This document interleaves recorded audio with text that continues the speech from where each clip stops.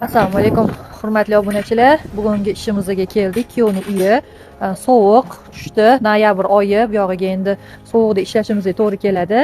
Qiladigan ishimizda 4x6 prepare karkas, xonadonlarning uylarining ichlariga vazirli qo'yib beramiz va chiroyli qilib turbalarni material qilib yopib beramiz. Qiziq bo'lsa kuzatamiz, qanaqa chiqqaniga o'zingizlar baho berasizlar. Mana ko'rib turibsizlar, hammasini shu mashinamizga solib kelganmiz va eshikning tagidan boshlaymiz. Karkaslarimiz yig'ishib, yigitlar tashqarini yasab olguncha biz qizlar bilan ichkari uyni shifonlab chiqamiz. Men yana bitta shogird olganman, tanishinglar.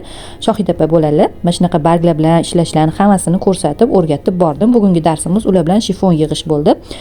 Ko'rib turibsizlar, hammasini chiroyli qilib yasatib bo'lganimizdan keyin tashqariga chiqamiz. Tashqarida yigitlar ancha-muncha ish qilib bo'lishibdi va u yerda davom ettiramiz yig'ishni.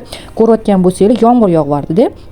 Va qo'lini mana bunaqa yig'ishni tushuntirdim. Pastroqdan yig'sanglar, shifonni teglari shamoldan uchib ketmaydi va loy bo'lib ketmaydi. Shuning uchun tegidan yig'dirishni tavsiya qildim va shunaqa qilib yasatib qo'ya qoladigan bo'ldik.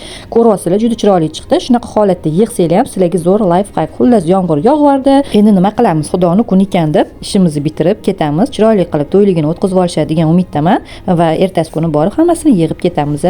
Sizlarga yoqqan bo'lsa, shunaqa xizmatlarimiz kerak bo'lsa, aloqaga chiqaveringlar.